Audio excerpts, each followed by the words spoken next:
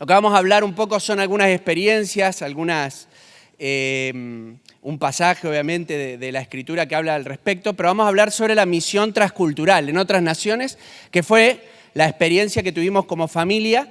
Mi primer momento en el campo misionero fue un mes después del terremoto del 2010 en Haití.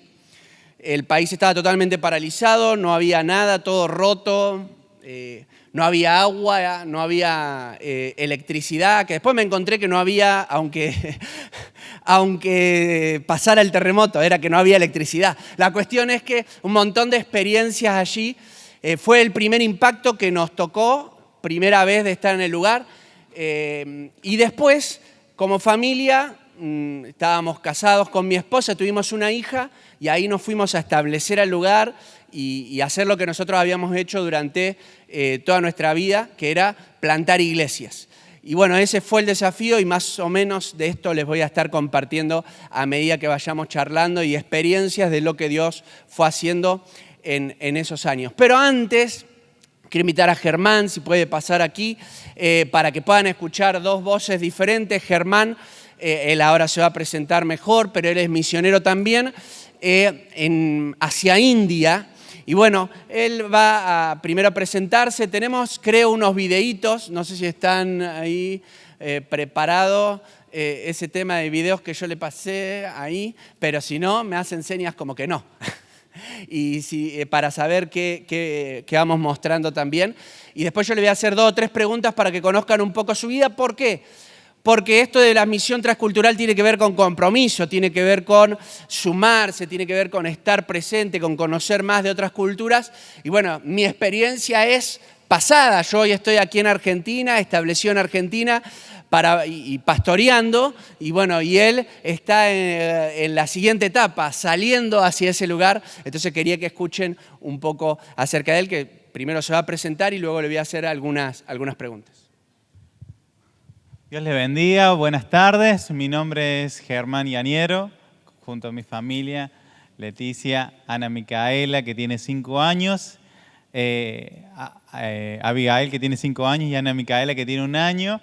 Juntos nos embarcamos en este proyecto hacia India. En las redes nosotros figuramos como proyecto, o en las redes en Instagram y Facebook, Isa y José IND. Somos de Córdoba, de la Iglesia Centro Cristiano, muy cerca, en pleno centro. Y bueno, es una bendición poder compartir con ustedes este tiempo. Bien, vamos a mirar un videíto así rápido que tenemos, que gracias ahí, así pueden conocerlos un poquito más.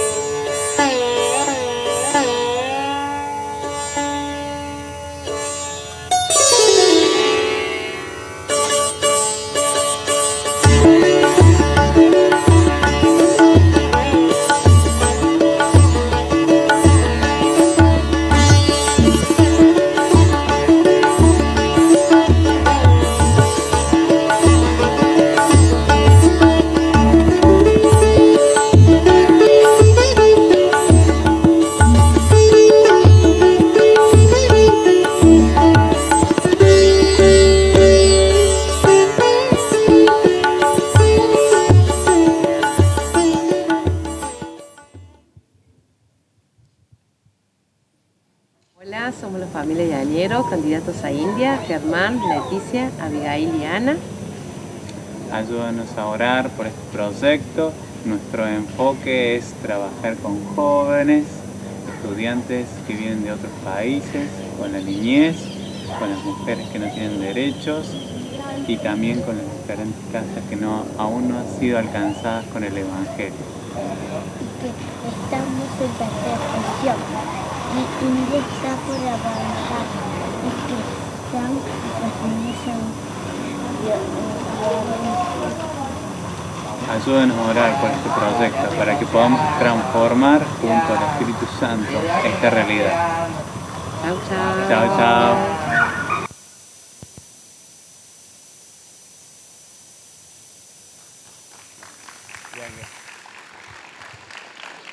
Ahí le voy a hacer algunas preguntas a Germán, así lo conocen un poquito más. Bueno, Germán, ¿dónde se van a ir a establecer en India? ¿Tienen algún lugar específico? India sé que es un montón de gente, poco espacio, pero ¿tienen algún lugar establecido? Sí, nosotros cuando hicimos el viaje en el 2018 recorrimos, estuvimos un mes conociendo la realidad de la iglesia en persecución. Ahí estuvimos en un estado que se llama Rajasthan y ahora en este proyecto ya con mira a establecernos de forma definitiva tenemos la oportunidad de ir a un lugar que se llama Dehradun, que está cerca de Pakistán, al pie del Himalaya, al norte. ¿Y cuáles serían los motivos de oración que ustedes tienen, pedidos así específicos para que los chicos puedan saber? Bueno, en cuanto a los motivos de oración, tenemos, por un lado, la visa, eso es muy importante. No sé si ustedes sabrán, pero bueno, hay muchos obreros que se han tenido que ir por una cuestión de visa, porque no les renuevan o porque el gobierno, medio larga la historia de contar, pero el gobierno es anticristiano, es un gobierno hinduista. Entonces, bueno, que Dios nos dé el mayor tiempo de visado para poder establecernos y realizar la tarea que Dios nos mandó con mayor libertad en cuestiones de tiempo, ¿no? Así que la visa es algo importante, estamos próximas a sacarlo, ya el año que viene vamos a estar sacándolo para ya viajar. Entonces, bueno, que oren por esa visa para que nos den el mayor tiempo posible, por la educación de nuestras niñas. Se van a tener que adaptar a un sistema escolar totalmente distinto. No sabemos si van a tener que estudiar por internet, porque allí en las escuelas les pegan a los chicos. Entonces nosotros no podemos mandar a nuestra hija a la escuela local. Entonces, bueno, tenemos que ver otras formas, otras opciones de estudio. Y bueno, es un aprendizaje. Y además es en hindi y inglés, ¿no? Que ellos no están acostumbradas, así que bueno, están estudiando, la más grande que sale en el video, está estudiando inglés acá para que les sea más fácil, pero bueno, es un cambio, ¿no? En todo eso. También estamos haciendo una gira a nivel nacional para que Dios nos dé los tiempos, la fuerza, viajamos mucho en auto, las rutas, ¿no? Y a veces viajamos de noche, ¿no? Para que Dios nos cuide, nos proteja. Y bueno, por la familia, por protección y por tantas decisiones que tenemos que tomar. Se toman muchas decisiones porque, bueno, el tiempo cada vez se acelera más. Ya el año que viene ya queremos embarcarnos para irnos. Entonces, bueno, hay muchas decisiones que hay que tomar en el mientras. Wow. ¿Y cuál es cómo hacen para poder llegar? ¿Cómo van a hacer para poder llegar? ¿Qué necesitan para poder llegar, establecerse? Cuando viajan... Ya ahora es para irse por lo menos, ¿qué? 3, 4 años, si se les da la visa, más o menos sería eso. Entonces, ¿qué necesitarían para poder hacer? Porque eso también es parte de lo que podemos hacer. Bueno, hablar de costos en India, usted no se asuste, vos no te asustes, pero tenemos un presupuesto familiar como, sin contar la educación de la más grande, aproximadamente $2.000 por mes, sin contar el tema de los pasajes, ¿no? Que hoy, ¿cuánto está un pasaje hoy? Un pasaje para 3, porque son ya 3 adultos, casi en $1.000.000 de pesos. Así que bueno, estamos desafiando en fe y bueno, recorriendo iglesias para todo eso. Bueno, genial, Germán, gracias. ¿Tenés unos folletitos también? Ahora va a ir a buscar unos folletos si ustedes después quieren saber más, ponerse en contacto, conocer ahí en las redes y demás. ¿Cómo era lo de las redes? Ise y José, IND. Bien, Ise y José, IND. Bueno, muchas gracias, Germán. Dios te bendiga. Queríamos que puedan conocerlo y bueno, es la nueva etapa de obreros que están saliendo al campo y es un desafío salir con familia. Uno solo, cuando nosotros fuimos la primera vez, fuimos con mi esposa.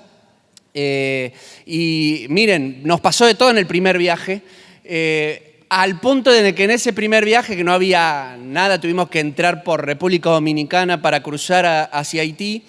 en un viaje que estábamos haciendo, se nos prende fuego la camioneta en la que íbamos. Literalmente, en menos de un minuto, explota la camioneta. Nosotros con las cosas adentro, mis pasaportes, rompiendo el vidrio por lo menos para rescatar. Llevábamos donaciones, empezó a perder aceite. En otro de los golpes que tiene la camioneta, empieza a prenderse fuego y salir corriendo, tratar de romper los vidrios para sacar todo. Y encontraron en el medio de la nada, porque nosotros no habíamos llegado a destino, y con lo opuesto, o sea, solamente habíamos recuperado el pasaporte y todo un desafío, pero después, y bueno, y éramos medio mochileros, éramos los dos, entonces dijimos, bueno, no pasa nada, y lo veíamos como toda una aventura. Nos subimos a los colectivos que se viajaba en ese momento, los colectivos de larga distancia. No son como los nuestros, son como los de las películas de África que van arriba del techo de la gente. Bueno, arriba del techo van los vendedores, no es cualquiera. Entonces, si vos, por ejemplo, pedís agua, haces pac, pac, golpeás y el del techo saca así, te tira el agua por la... Es buenísima. Te tira el agua por la ventana. Entonces vos cualquier cosa, golpeás papa frita, pepe, te tira así por el costadito. La cuestión es que no hay baños. No es como acá va en larga distancia el cierre de Córdoba y voy al baño, tengo el baño químico, sucio no, pero está ahí. Vos sabés que en alguna emergencia está. No hay baño. La gente hace sus necesidades ahí nomás. Yo la primera vez que tuve que viajar, la mujer se levantó la pollera, hizo ahí, gracias a Dios fue del 1, y siguió viaje. Y yo me acuerdo porque yo me sentaba arriba de los bolsos, no había asiento en la parte del final.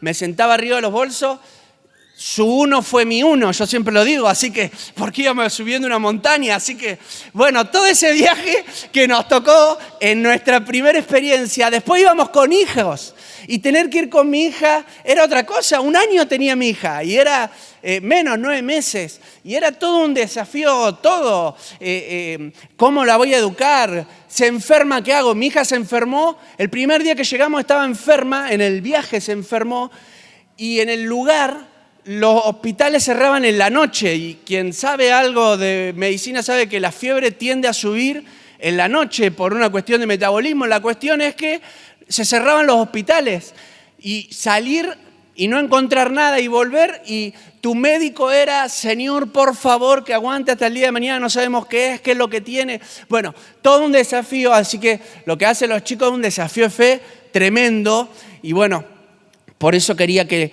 ustedes también lo puedan conocer y puedan saber un poquito más acerca de esto.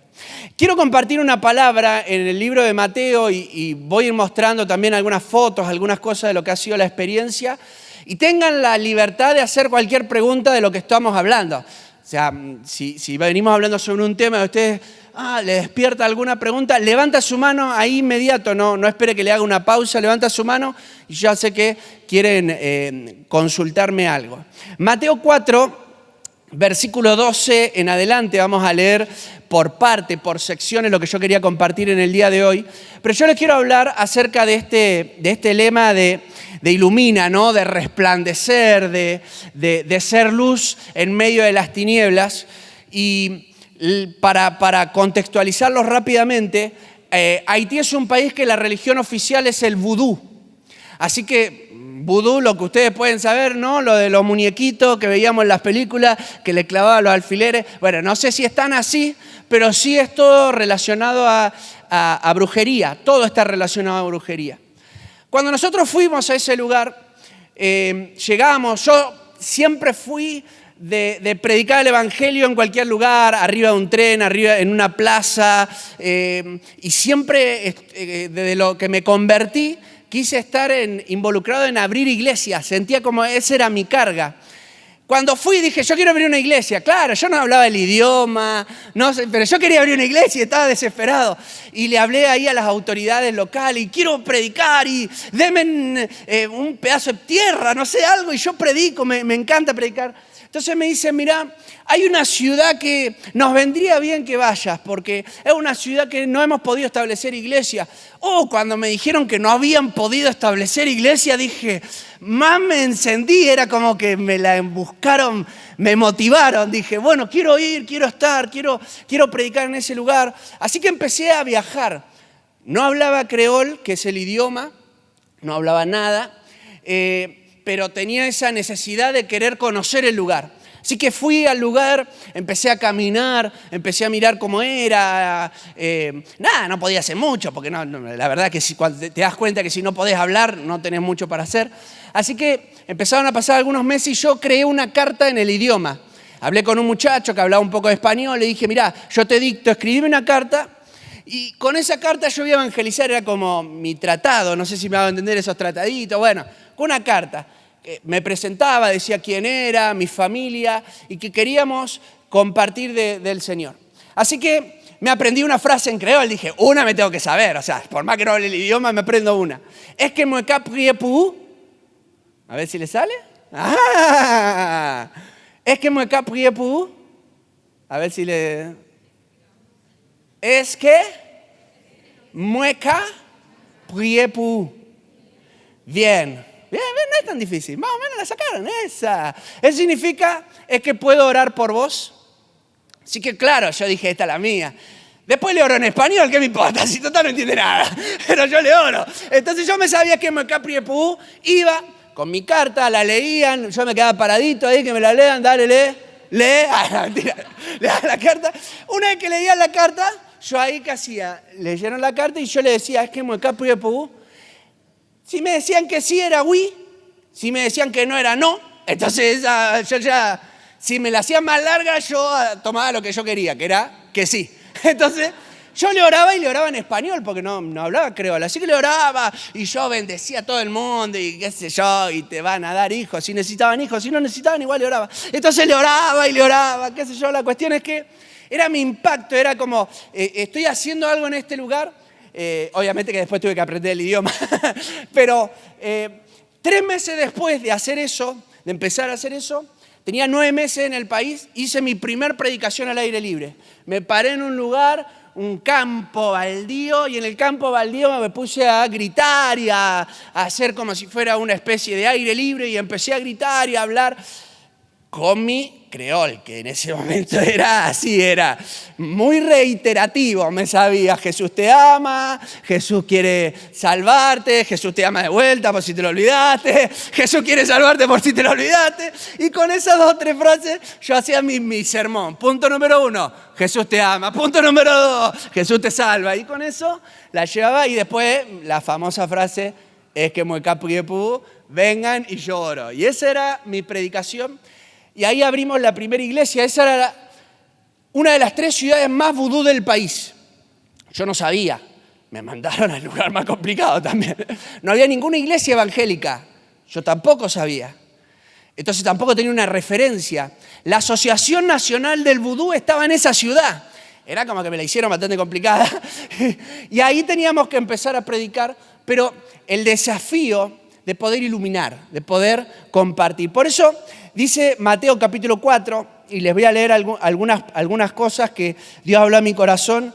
Versículo 12 al 16 dice, cuando Jesús oyó que Juan estaba preso, volvió a Galilea y dejando a Nazaret, vino y habitó en Capernaum, ciudad marítima, en la región de Zabulón y de Neftalí, para que se cumpliese lo dicho por el profeta Isaías cuando dijo, tierra de Zabulón y tierra de Neftalí, camino del mar al otro lado del Jordán, Galilea de los gentiles. Y esta es la expresión que Dios habló a mi corazón desde ese primer momento. El pueblo asentado en tinieblas vio gran luz, y a los asentados en región de sombra de muerte, luz les resplandeció.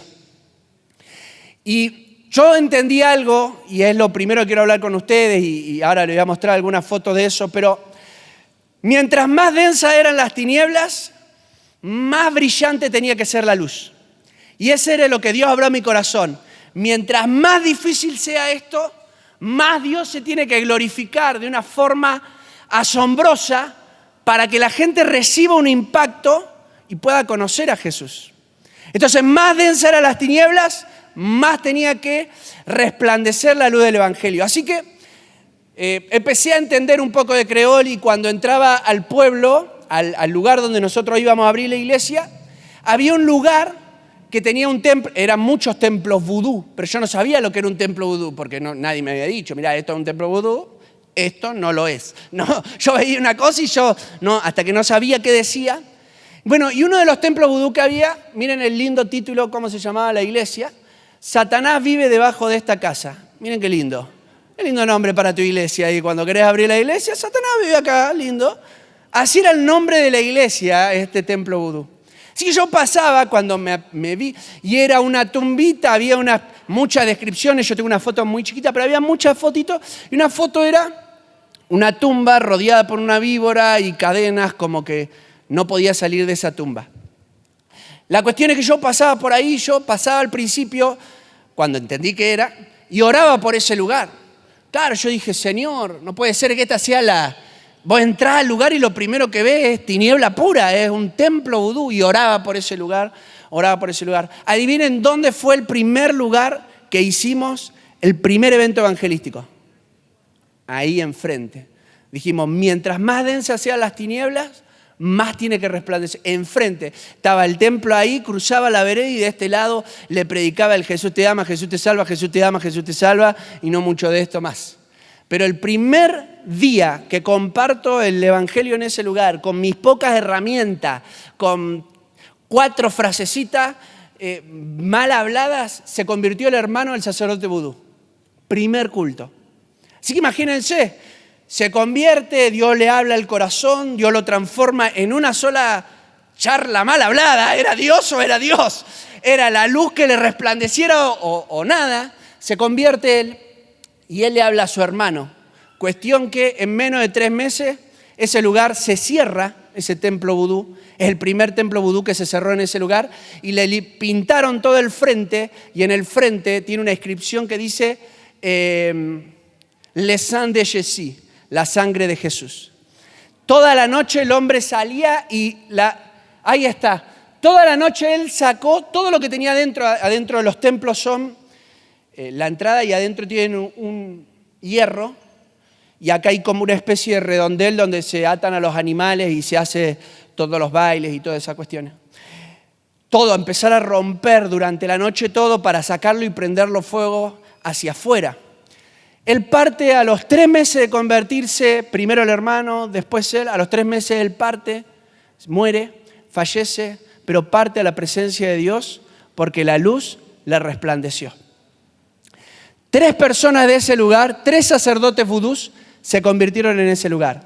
O sea que 3 templos se cerraron en ese lugar por causa de que mientras más densas eran las tinieblas, más resplandecía la luz del Evangelio. Y Dios tenía que hacer cosas asombrosas, y nosotros orábamos y le pedíamos a Dios en cada reunión, Señor, hace algo, porque la gente no, ¿cómo va a acercarse si no sabe ni siquiera que es una iglesia evangélica? Para acercarse, para entender, Dios, vos tenés que hacer algo. Así que recuerdo que en una de las primeras reuniones, yo siempre hablaba de lo mismo. Jesús te ama, Jesús, por lo menos el primer año era eso, Jesús te salva. Y después aprendí la tercera frase, Jésus guérit, que era Jesús te sana. Entonces era mi tercer punto, ahora ya estaba más avanzado. Faltaba la conclusión y tenía el mensaje entero. Tenía punto 1, punto 2 y punto 3. Y orábamos por la gente para que Dios la sanara. Y miren, una vez vino una chica, que ahí hay una foto de un milagro que tenemos por ahí. Una chica que le empezó a agarrar una cosa blanca en su piel, que se nota bien, se le empezó a hacer como unas costras, como si fuera una especie de lepra en toda su piel, en toda su cara. Yo solamente muestro ahí el brazo porque no le quería mostrar la cara a la chica. Y empezamos a orar para que Dios le sane, para que Dios le restaure la piel. Y en español, porque ahí era donde se acababa el creol. Y orar, pero sí, Jesús te sana, Jesús te sana. Y Dios le sanó. Ella fue uno de los primeros milagros que Dios hizo, le restauró la piel. Ella es una de las que dirige la alabanza en nuestra iglesia, aún hasta el día de hoy. Otra chica vino, tenía que operarla porque estaba embarazada, pero había perdido a su hijo. No existe la medicina como aquí. Están Médicos Sin Fronteras que te reciben por fechas. Así que le tenían que sacar el niño porque le iban a hacer un aborto. Y vino a la iglesia, y mientras estábamos cantando en la iglesia, ella siente que le pegan una patada en su panza. El niño que le tenían que sacar porque estaba muerto, le pega una patada en su panza. Ella se pone a llorar, se quiebra llorando, se pone a llorar, no paraba de llorar. Y nosotros no entendíamos nada si no nos hablan menos, si nos hablaban tampoco. Así que de a poquito tratando de explicarnos, de que Dios había hecho esto, que ella el lunes tenía que ir y ese domingo Dios había sanado ese niño. Es el primer niño que se presentó en una iglesia evangélica en toda esa comunidad, que es Yuri, es nuestro ahijado, y él está, y esa chica era la que dirigía la música en toda la festividad nacional del vudú, 200.000 personas. Adivinen dónde está ahora, dirigiendo la alabanza en la iglesia. Dios haciendo milagros. ¿Por qué? Porque mientras más densas las tinieblas, ahora bien, nosotros carecíamos de herramientas. Nosotros no teníamos herramientas para poder hacerlo. No dependía de nosotros. Mi primer predicación, la primera vez que prediqué, claro, vieron cuando uno habla otro idioma, se manda cada una. Y yo no sabía, sí sabía, pero no sabía que si no lo hacía generaba un problema. La S nuestra del final de cada palabra se dice yo. Si vos haces una frase y a lo último tiene que terminar con yo y eso es un plural. Es como nuestra S o ES. Yo no sabía que siempre había que usarlo. En toda frase al final tenías que usarlo. Yo no sabía. Entonces yo estaba predicando, primer culto de domingo, ya no evento evangelístico, culto de domingo, y yo prediqué y hablé y hablaba y como no sabía, las palabras que yo no sabía, yo las traducía como yo las sabía, como a mí me salía más o menos. Entonces, cuando yo no sabía cómo decir servicio, ¿cómo lo explicaba? Vamos a hacer cosas. Es más o menos parecido, vamos a hacer cosas por las... Bueno, nuevo, qué parecido. Nuevo, el lingüista, ahí vino el lingüista, pero más o menos la podés llevar. Más cuando no sabes mucho. Así que yo la tenía ahí con el yo, qué sé yo, voy a hacerlo. Yo tenía que decir, Nafé bagayo, pu, comunitea, Nafé bagayo, pu famio, Nafé bagayo, pu wasen yo, Nafé bagayo. Yo tenía que, sí o sí tenía que meter el yo al final. Yo no lo metía al yo. Al no poner ese yo lo que estaba diciendo es, vamos a tener relaciones sexuales, pero de manera un poquito más fuerte, un poquito más... Y yo dele, que claro, como era servicio, yo lo que estaba queriendo decir es, vamos a tener relaciones sexuales acá en la comunidad. Y yo seguía con mi frase, vamos a tener relaciones sexuales con los vecinos, porque mi idea era, vamos a hacer cosas por los vecinos. Vamos a tener relaciones sexuales los unos con los otros, era... Claro, la gente agarraba y... Mi pastor cuando fue dijo, con razón tenía tanta gente en la iglesia, dice, claro, te viene toda la iglesia, era un viva la pepa. Bueno, la cuestión es que aprendiendo el idioma, tuve que ir mejorando ahí. Tuve que ir mejorando, pero... Entonces yo, ¿por qué digo eso? Porque no dependía de nosotros. Nosotros carecíamos de herramientas naturales para poder hacer lo que se veía. Pero la gente empezaba a conocer al Señor y Dios hacía un milagro. Y Dios hacía un milagro sin que vos te acercaras a la persona porque estaban cantando y recibían un milagro. Y Dios hacía cosas de esas que Dios solamente puede hacer. ¿Por qué? Porque yo soy un convencido de que mientras más densas sean las tinieblas, más se necesita que resplandezca la luz. Y si Dios te ha puesto como luz en el lugar donde estás, es porque verdaderamente hay mucha tiniebla, pero tu luz puede llegar a impactar de tal forma que eso que parece hoy demasiado oscuro termine siendo un lugar en donde la gente pueda acudir. A partir de eso se empezaron a abrir iglesias en esa comunidad.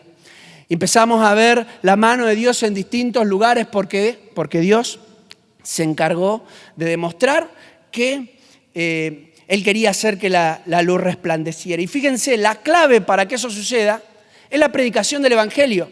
El versículo 17 dice, desde entonces comenzó Jesús a predicar. Y la predicación del Evangelio es la mejor herramienta que nosotros tenemos para iluminar.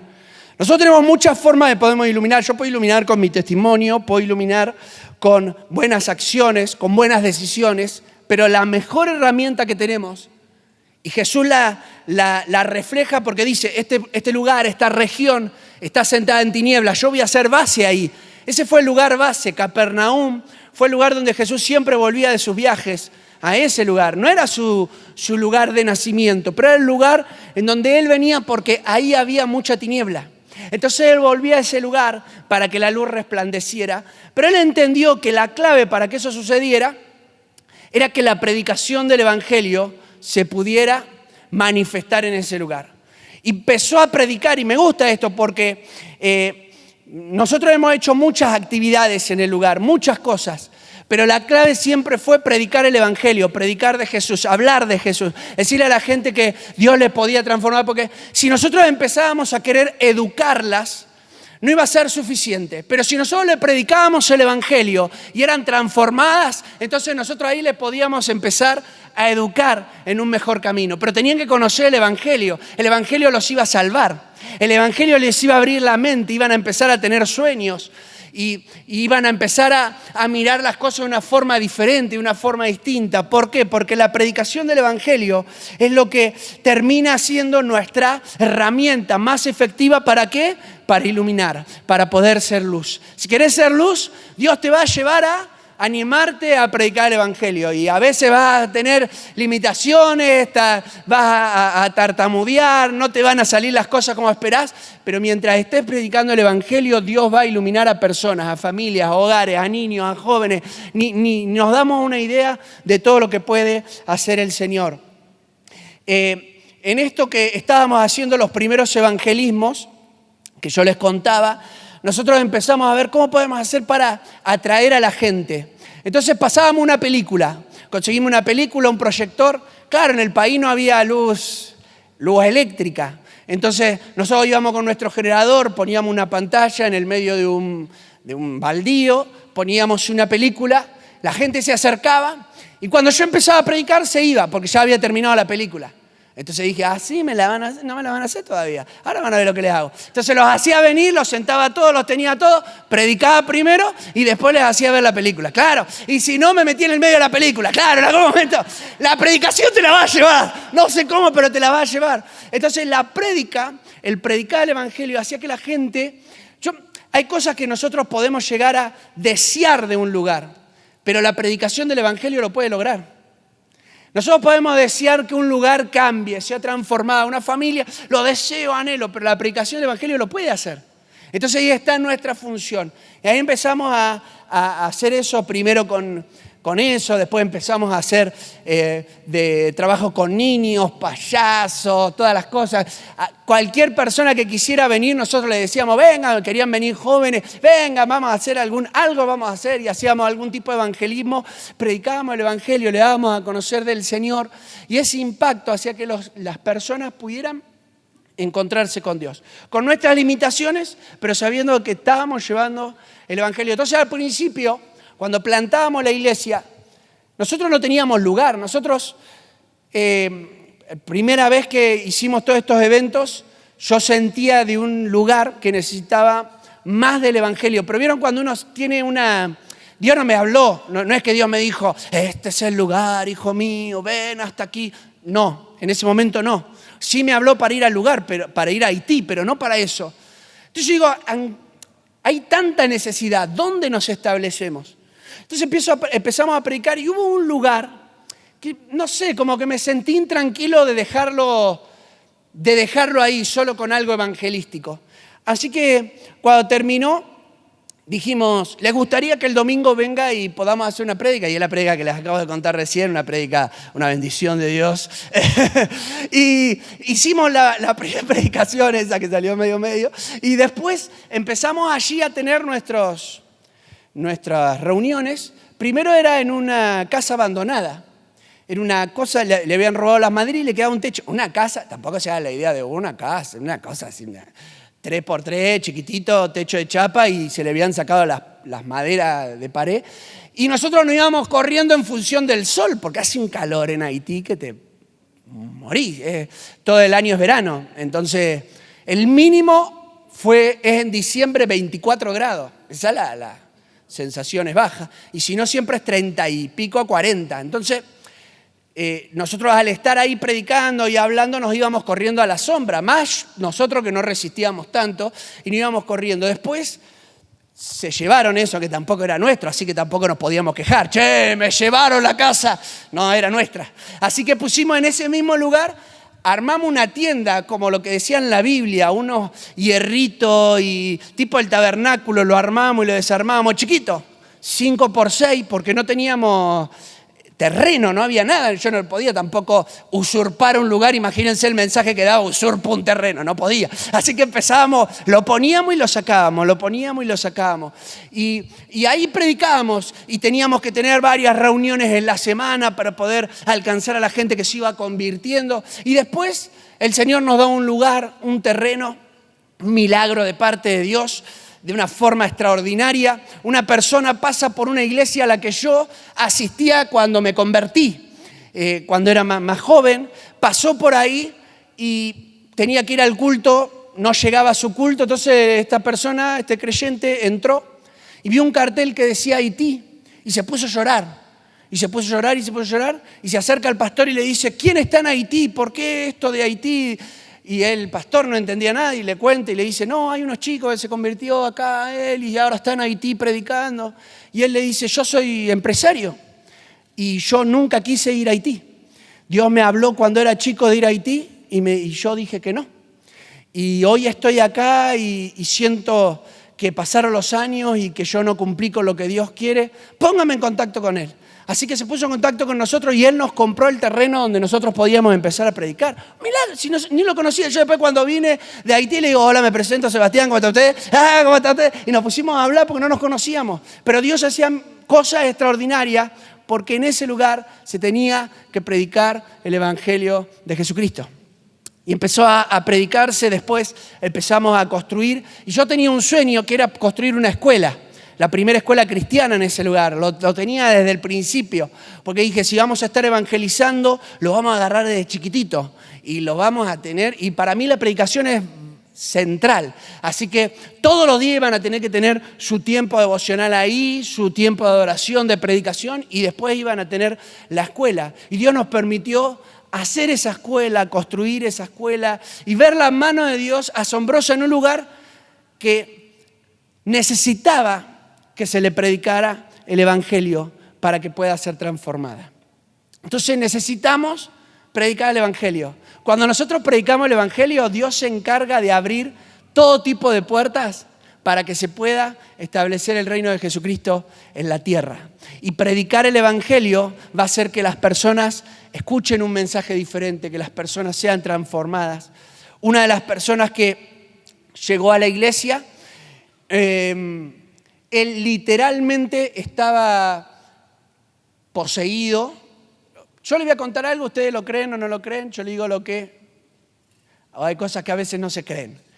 Él terminaba enajenado, desnudo, y creía que era como un animal. Y caminaba en 4 patas, corriendo desnudo. Nosotros predicábamos el Evangelio en ese lugar, predicábamos. Y él empezó a asistir, empezó a venir a veces. No me dejaba que yo pudiera hablar personalmente con él. Yo no sabía qué era, nadie me contaba nada. La cuestión es que Dios trae libertad sobre su vida y Dios lo transforma de una forma impresionante por medio de la enseñanza de la Escritura, de la predicación del Evangelio. Dios lo transforma y él terminó sirviendo al lado nuestro. Él es el copastor de la iglesia de aquel lugar y él estaba, pero si ustedes le vieran el antes y el después de una persona así, de que estaba totalmente enajenado, perdido, y de repente verlo sirviendo al Señor, predicando el Evangelio, hablándole a la... Bueno, él da todos los ABC a los nuevos creyentes antes de pasar a cualquier etapa que podamos enseñar y que puedan ser líderes, tienen que pasar por un tiempo de enseñanza con él, porque él era sacerdote vudú, en una de esas cultos y reuniones fue poseído de esa manera. Entonces él sabía cosas que yo no podía explicar. Yo no las sabía, yo no las podía expresar. Yo las sabía de lo que él me contaba, pero no. En cambio, él podía hablar y podía dar un consejo desde la Escritura cómo Dios le podía transformar y cómo Dios le podía usar. Y él fue uno de los tantos que Dios empezó a traer a conocer al Señor. Bueno, todos en el lugar venían de ese trasfondo. Una de mis primeras evangelizaciones fue en un cementerio, porque el barrio se construye alrededor de la gente muerta. Entonces yo me sentaba en el cementerio y como todos pasan por ahí, porque es como decir la plaza nuestra, es el cementerio. Entonces todos pasaban por ahí, yo me sentaba ahí, como todos tenían que pasar, y yo me sentaba en el cementerio y les predicaba. Pasaba uno, mira. Y después cuando conocían al Señor, ¿qué hacían? La cuestión esta del vudú, todo lo que eran los cultos, para dar miedo, porque se basa en el miedo, les hacían un culto vudú a cada persona que llegaba a la iglesia alrededor durante toda la noche, todo con música y todo para que la persona le diera miedo y dejara de ir a la iglesia. Así que yo dije, gracias Señor porque me diste una herramienta. Tomé la misma premisa y empecé a hacer lo mismo, pero con la iglesia. Agarré y persona que se convertía y que venía el Señor, yo iba como 3-4 horas, nos juntábamos alrededor hacia afuera, orábamos, cantábamos, predicábamos. Entonces las personas lo hicieron una, lo hicieron dos, lo hicieron tres y Dios empezó a mostrar que las personas se afirmaban en el Señor, lo tomaba como estrategia. Ellos presentaban niños en los cultos vudú y les vertían sangre. Listo, yo dije, esta es mi herramienta. Voy a agarrar y voy a presentar a los niños en la iglesia y en la iglesia los vamos a consagrar y vamos a enseñar qué es lo que dice la Biblia. Enseñamos y hacemos toda una ceremonia con fotos, vestidos, todo especial para que ellos vieran que el Señor quería redimirles, que quería transformarles, que la predicación del Evangelio podía hacerlo. Y así empezamos, y empezamos después a trabajar con la escuela, y de esa manera empezamos a ganar a los padres. En ese lugar se hizo el primer matrimonio, así que lo hicimos con todo, ¿no? Vestido blanco, la cola del vestido terminaba como a 13 cuadras, era una casa así que todos vieran que esas cosas, que las personas llegaban al Señor y que Dios les iba restaurando. Bueno, con los niños empezamos, primero con 30 chicos, con 60, 90, 100, 200 chicos y empezamos a discipularlos. ¿Por qué? Porque entendíamos que a través de la enseñanza cristiana, desde la niñez, íbamos a poder inculcarles cosas que ellos no conocían. La estrategia que yo hacía era, por ejemplo, yo veía lo que hacían y yo veía cómo puedo hacer para que lo entienda de otra manera. Entonces íbamos y hacíamos estas reuniones. Por ejemplo, yo hice un culto en una casa donde los sacerdotes eran vudú y ellos no querían que se haga. Pero como se había convertido el nieto, miren, el padre sacerdote vudú, la abuela sacerdotisa vudú y el hijo se convierte al Evangelio. Entonces nosotros le dijimos, quiero ir a tu casa, quiero hacer un culto en tu casa, le digo. No, pero en mi casa son todos... Tranquilo, yo no voy a hacer nada. No sé qué voy a hacer. Así que fuimos, hicimos el culto. Oré por esas personas, les hablé del Señor, les compartí, los abrazaba, les decía, Dios tiene un propósito. Miren cómo está Él, miren cómo cambió. Porque era un chico que se emborrachaba todo el tiempo, que robaba. Le digo, miren cómo cambió, miren cómo Dios lo transformó. Vengan, acérquense. Bueno, él es otro de los músicos. A todos los meto en la música. Como yo no sé música, lo meto en la música. Está toda la música en la iglesia. Él es uno de los que sirve en la música de la iglesia. ¿Por qué? Porque veíamos que las personas necesitaban conocer, escuchar. No habían tenido la oportunidad de que se les predicara el Evangelio de manera clara y que cuando el Evangelio se predica, se produce lo que sigue después, que es el arrepentimiento. El arrepentimiento es el resultado de la predicación del Evangelio. El arrepentimiento no se produce si no hay predicación. Toda obra social es buena porque es complementaria a la predicación del Evangelio. Lo repito porque para mí esto es muy importante. Toda obra social que nosotros realicemos es buena cuando es complementaria a la predicación del Evangelio. No la puedes sustituir. No la puedes sustituir. Dice la Biblia, desde entonces comenzó Jesús a predicar y a decir, arrepentíos porque el reino de los cielos se ha acercado. Y si ustedes siguen leyendo, el resultado es Andrés convirtiéndose, Pedro convirtiéndose, Juan convirtiéndose, Jacobo convirtiéndose. Tuvimos muchas oportunidades de hacer obras sociales. Haití es el lugar que vos ves la pobreza y decís, quiero ayudar, quiero hacer algo. Pero si no predicamos el Evangelio, esa ayuda se pierde porque no transforma las vidas. Entonces la gente empieza a depender de tu ayuda. Y cuando vos te vas, la gente siente la misma miseria que sentía antes. Pero cuando la predicación del Evangelio les transforma, toda obra social que realizamos produce cambios en las vidas. Yo soy, mi esposa es enfermera. Nosotros nos metíamos en todo lugar para enseñar. En todo lugar enseñábamos español, hablábamos bien el creol, enseñábamos español en todos lados. Hacíamos mucha obra social, pero siempre que nos dejaran predicar el Evangelio. Entonces, por ejemplo, yo juego al fútbol. No soy, pero tengo lo mío, ¿no? Es como que, aunque hay alguno que vos decís, no es este no es el primero que elegís, pero tampoco sos el último. Bueno, entonces yo estaba ahí y como los haitianos juegan muy bien a la pelota, pero ¿por qué? Porque corren mucho. Tiene un estado físico tremendo, pero se pierden adentro de la cancha. Se pierden, es como que todos corren atrás de la pelota. Vamos todos para allá. Es como que lo vea todo así, así. Entonces me ponían a mí en equipos, incluso me invitaron a jugar a un equipo de Liga Nacional, solamente para que yo les diga, vení vos, el 4, volví acá. Así era eso. Yo dije, no, salvo que yo pueda predicar el Evangelio. Así que empecé a dije, bueno, listo, voy a hacer un trabajo con chicos de fútbol. Empezamos primero con 10, 20, 30, 40, 50, teníamos 80 chicos, jóvenes, no niños, sino jóvenes. Y yo les dije, para poder jugar, conseguí la mejor cancha con luz a la noche, pasto sintético, la única que existe en todo el país, una escuela internacional norteamericana. La conseguí gratis. Dije, yo consigo todo para poder jugar la pelota. 1 hora de estudio bíblico. ¿Quieren jugar a la pelota? Sí, queremos jugar a la pelota. Van a tener que venir un discipulado primero.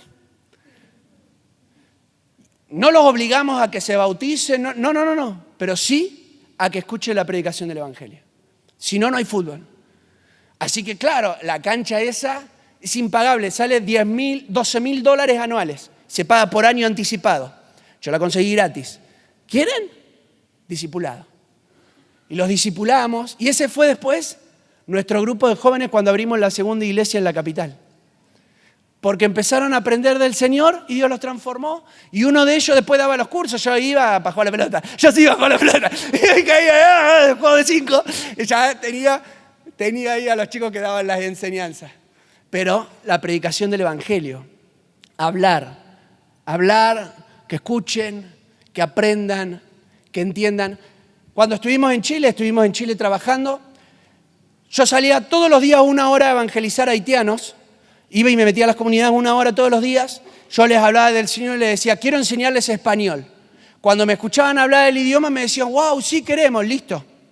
Ustedes vengan, es gratis. Wow, gracias. ¿Quién es el profesor? Soy yo y mi esposa, los dos hablamos creola y español perfecto. Bueno, gracias, listo. Necesitamos tenerlos 1 hora de estudio bíblico. Y después de pasado un tiempo ellos mismos nos dijeron, ¿por qué no les gustaría que cantemos algunas canciones? Listo, empezaron, vos sos músico.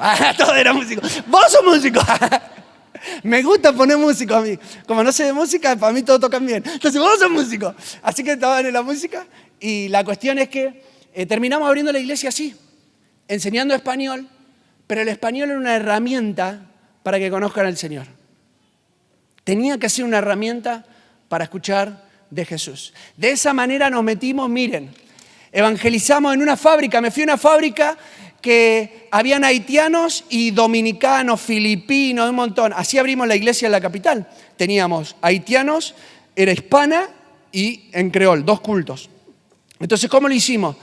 Yo fui a la fábrica y le dije, miren, yo quiero empezar a dar unos discipulados. Empecé a hablarle hasta que encontré una persona que era creyente, que no iba a una iglesia, pero entendía bastante del Señor. Así que le dije, bueno, ¿me deja hacer en la fábrica unos estudios bíblicos? Sí, podés hacerlo, esto y el otro. Los días miércoles a la no sé qué hora me mandó. Listo. Bueno, no hay problema, en el horario que ustedes quieran. Yo voy y doy los cursos. Daba las charlas, empezamos a evangelizar. El primero que llega era un muchacho que tenía una adicción con el alcohol desde los 7 años. Viene, se acerca a escuchar y él viene con una petición de oración, todavía me acuerdo. El hermano, el primer día no, al segundo día él viene que el hermano lo internaron porque tuvo un derrame cerebral. Y yo le dije, en 3 días tu hermano va a estar sano. Dios lo sana, Dios hace un milagro. Pero donde Dios haga el milagro, vos tenés que estar acá. Tenés que conocer al Señor. Este tiene que ser lo que te afirme a Dios. Dios le sanó. Así que el muchacho vino y él empezó a evangelizar. Y de repente teníamos en la fábrica 35 personas por un lado en español y 80 personas en creol que le enseñábamos a los dos simultáneamente. Con ese grupo, después abrimos una congregación. ¿Por qué? Porque la predicación del Evangelio es la clave para que las personas puedan ser transformadas, para que las personas puedan conocer al Señor. Ahora, yo estoy ahí, sé que estoy en el límite de tiempo, quiero contar una última cosa y después darle alguna pregunta que tengan. Yo no tuve herramientas salvo que me predicaran el Evangelio. Yo provengo de una familia muy pobre, mis padres se separaron. Yo vivía en la calle, en Mar del Plata, soy marplatense, en la calle revolviendo la basura para comer, literalmente por más de 6 años, sin casa, sin nada, pasaba de lugar en lugar donde me iban teniendo. Mis hermanos todos separados porque mi mamá no se podía hacer cargo. La cuestión es que cerca de mis 18 años conozco al Señor, una vida 12 años alcohólico. Yo desayunaba vodka a la mañana, legui para tomar en vez de mate cocido, algo. Borracho, de borracho con el pelo largo hasta acá, se me prende fuego el pelo y ni me doy cuenta. O sea, todo el día andaba borracho, todo el día peleando. Bueno, conozco al Señor cerca de mis 18 años, a eso quiero ir. A los 18 años me encuentro con Dios de una forma maravillosa, me dieron una oportunidad. Me hablaron del Señor, me hablaron otra vez. Y un día solo, yo me pongo a llorar, solo, en el medio de la nada me pongo a llorar. Nunca había llorado. Mi padrastro era golpeador. A mí desde los 12 años que me pegaban, llevar internación a mi mamá, es decir, palizas en serio. Primera cosa que me dijeron, los hombres no lloran, no se podía llorar en nada. La cuestión es que yo me encuentro llorando solo, sin nadie, me limpiaba, me daba bronca llorar y mientras estaba orando es una forma de decir, porque insulté más de lo que hablé, pero ese día yo tuve un encuentro con Dios que no lo puedo explicar. Yo llegué a una casillita de madera que en ese momento estaba viviendo, porque vivía bajo de un árbol también, y ahí me acosté y mientras estaba acostado yo lloré toda la noche, me levanté al otro día llorando. Ahora, yo lo que explico después de ese día es que Dios me transformó por completo. Estaba a punto de cumplir los 18, de todas mis amistades metieron a todos presos, yo fui el único que no quedó preso y a los 19 años me fui a estudiar al Instituto Bíblico, porque entendí que Dios me transformaba la vida por completo. No tenía herramientas humanas para ver todo lo que he visto en mi vida. He abierto, por la gracia de Dios, 7 congregaciones y cada vez que veo un lugar, yo estoy mirando lo que Dios puede llegar a hacer en ese lugar, pero ¿saben por qué? Porque sé que de mí no depende. Que Dios está con tanto deseo de iluminar y de irradiar luz en ese lugar, que lo puede hacer con cualquiera. Y con poquito tiempo empecé a ver la mano de Dios y ver que el Señor abría puertas y 21 años fue mi primera experiencia pastoreando una congregación en Uruguay. Y me fui medio de mochilero, me fui así porque escuché que había una iglesia que se quedó sin pastor y me fui a poder apoyar y me hice cargo de esa congregación siendo muy joven. Pero y sin herramientas, sin nadie que me aconsejara, sin nadie que estuviera a mi lado, sin nadie que me hubiese explicado y me hubiese dicho, mirá, se hacen las cosas. Sabiendo de que Dios es capaz de hacer cualquier cosa con cualquiera. Y yo te quiero desafiar, no sé la edad que tengas, pero sí estoy seguro que por más densas que sean las tinieblas, Dios viene y trae luz poderosa para irradiar. Y lo que cambia ese lugar, vos lo mirás desde el otro lado y decís, es imposible. No puede ser que sea tan maravilloso lo que Dios hace. Pero Dios es aquel que se encarga de hacer las cosas imposibles. Yo no sé si tienen alguna pregunta antes de que podamos orar. Creo que llegué bastante bien con el horario, 2 minutos antes. No sé si tienen alguna pregunta antes de que podamos orar sobre esto que hemos compartido. ¿No?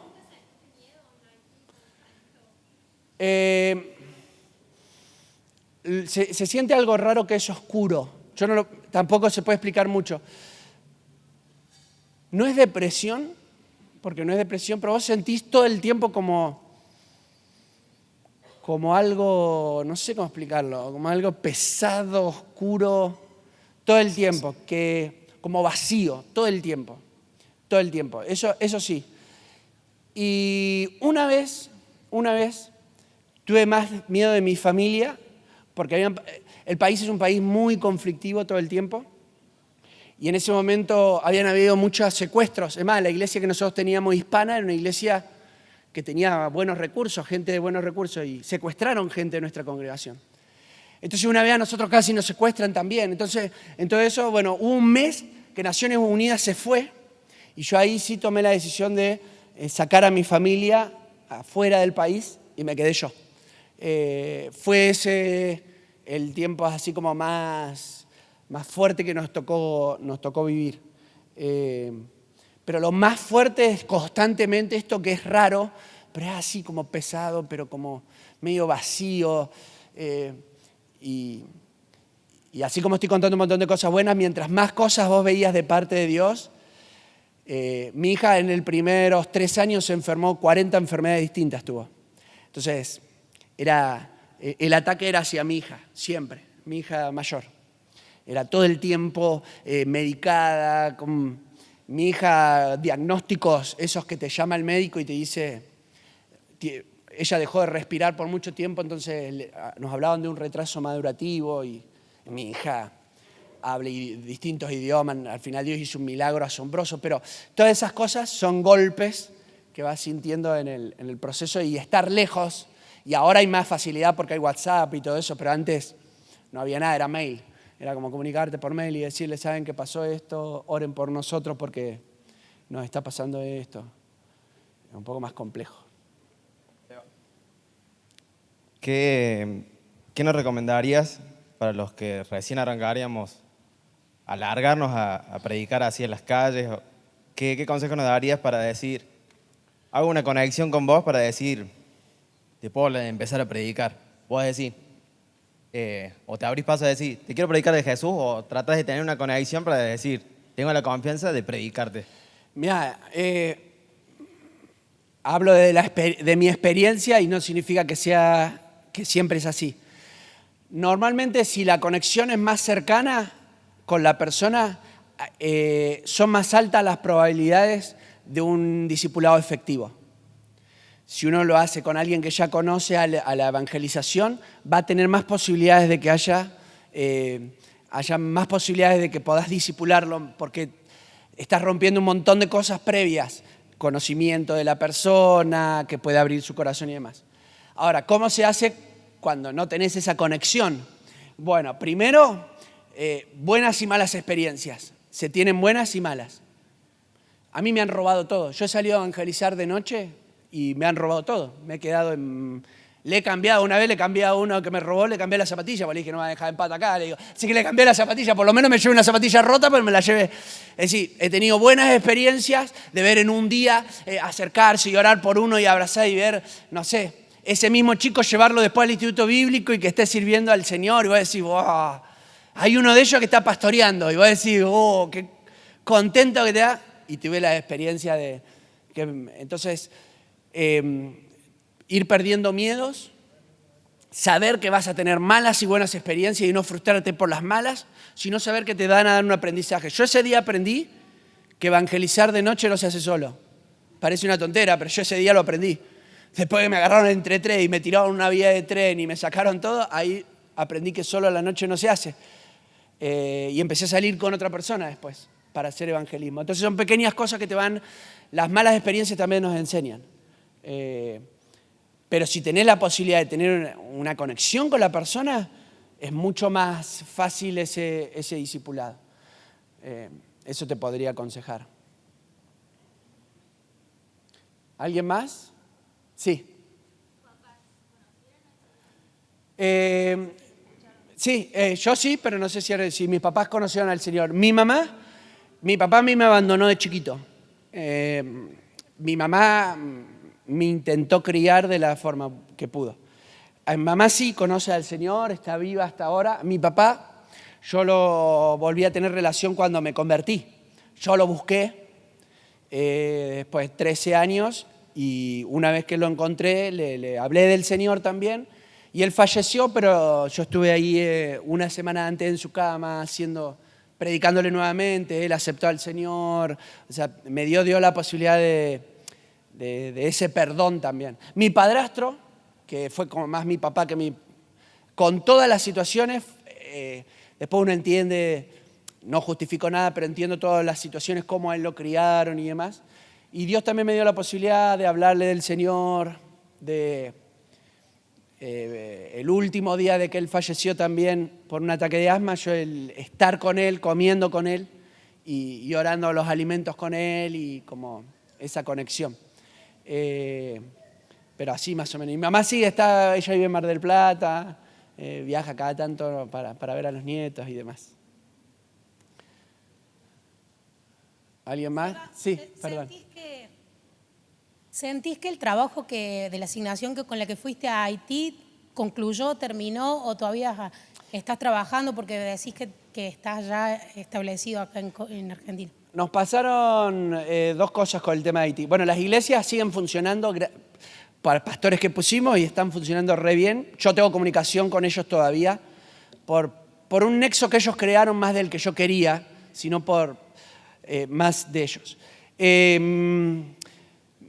Nosotros vinimos por un montón de situaciones que por tiempo no los fui contando, pero mi hija, la última enfermedad que tuvo, ella le había entrado un parásito en su pie y ella tenía un problema de tantos medicamentos que tomó, que Dios igual la fue sanando hasta que hoy está perfecta. Ese proceso nos hizo volver a Argentina. Cuando estamos en Argentina, mi esposa se enferma, una enfermedad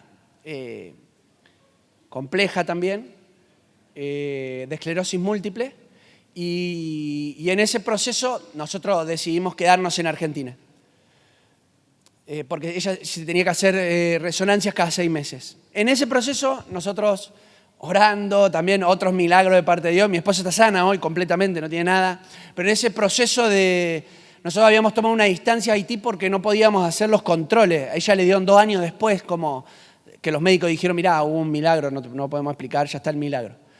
Pero en ese proceso ya tenía que viajar. Y ahí surgió la posibilidad de ir a Chile. Y entonces abrimos otra iglesia con haitianos en Chile. Fue el otro desafío porque queríamos seguir sirviendo al Señor. Volvimos y ahora presentamos un proyecto para ir a Haití. Presentamos de vuelta porque mi esposo estaba todo bien. Pero hubieron unos cambios dentro de la organización que hicieron que no nos aprobaran el proyecto porque mi hija está entrando a la adolescencia. Yo quería ir un periodo más, 4 años. Pero yo no me podía comprometer por 10 años porque mi hija iba a estar en el proceso, allá no hay para educarla, y mi hija no conoce Argentina, ahora está conociendo Argentina, entonces yo no podía irme 10 años como se me solicitaba.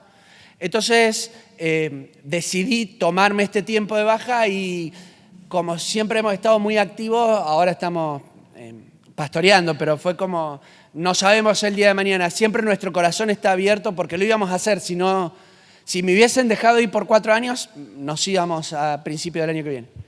Era la idea. Con todas las situaciones de tu hija, la enfermedad de tu esposa, ¿quisiste en algún momento desistir o renunciar a lo que Dios puso en tu corazón? No a la parte de servirle, porque primero los dos tenemos un convencimiento muy fuerte de lo que Dios quiere con nosotros, como matrimonio, y segundo, el ministerio es...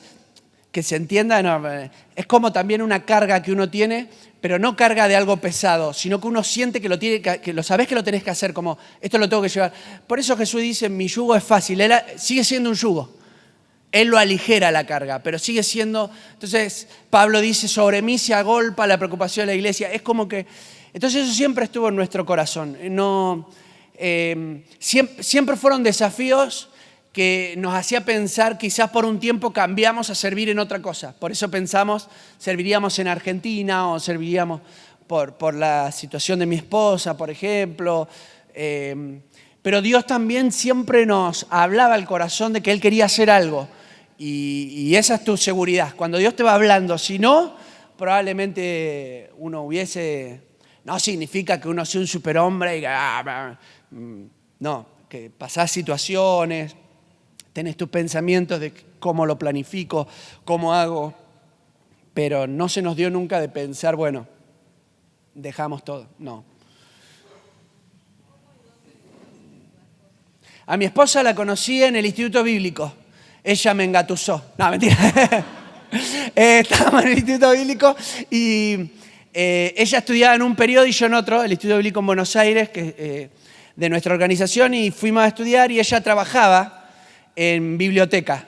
Y yo de repente me hice el estudioso y caía todos los días y insistiendo, en algún momento le dije que sí. No, mentira, ella agarró y empezamos a hablar. Yo estaba encargado de los evangelismos, entonces siempre estábamos, ella participaba del grupo, consejería pastoral. Empezamos a charlar y en un momento nos pusimos de novio.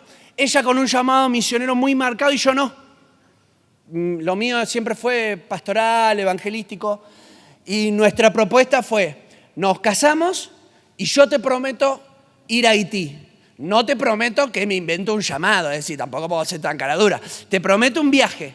Si Dios en el viaje me habla, salimos. Si no, hasta ahí yo te puedo prometer, si vos estás dispuesta, nos ponemos de novio. Nos pusimos de novio, nos casamos, prometí era deuda, a los 3 años fue el viaje ese que conté del 2010. Pagamos el viaje y ahí fue que bueno, después nos terminamos yendo. Pero la conocí en el Instituto Bíblico, porque ella es de Córdoba y yo de Mar del Plata. Era imposible sino conocernos. Así fue un noviazgo. ¿Bien? Yo iba a sumar más preguntas, pero... No sé si hay más. Ahora estamos por tomar una congregación porque estuvimos apoyando a unos pastores y ahora estamos en enero, empezamos con el desafío aquí en Córdoba. Sí, pero no en Córdoba aquí, sino en el interior. Estamos ahí en ese desafío. Bueno, ¿y qué consejos nos podés dejar para aquellos que esto de la misión transcultural nos parece algo nuevo y estamos comenzando a descubrir esto? ¿Qué podemos hacer hoy? Les voy a contar lo mismo que me pasó a mí. Yo tampoco sabía nada porque ya les digo, mi esposa era la que estaba más involucrada. Y yo fui por escuchar a otros primero. Esa fue primer consejo, tratar de ver la posibilidad de escuchar a alguien que haya tenido la experiencia. Siempre la experiencia de otro es como que te impacta más de lo que uno lo puede leer, ¿no? Es eso principal. Segundo, si tienen la posibilidad de hacer un viaje, no tiene que ser un viaje a una aldea en África, pero sí un viaje te cambia el panorama porque te hace dar cuenta de un montón de cosas que vos naturalizás. Ejemplo, yo fui al país y no había luz eléctrica en Haití.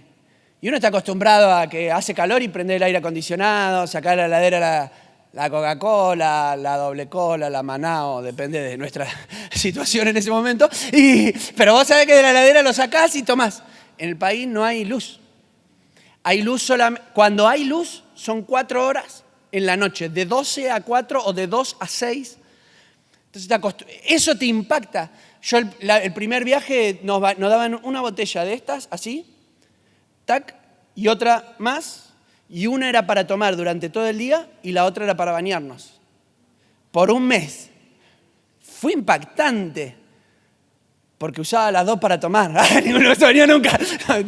Siempre me sale que hace un chiste. Pero no, el tema es que bañarte con una botellita de agua te cambia un montón de cosas. Vos decís, no, te das cuenta, vos venís a tu casa, te vas a dormir, te acostás en una cama, agarrás un vaso de agua, abrís una heladera, te impacta, pero tremendo. Un viaje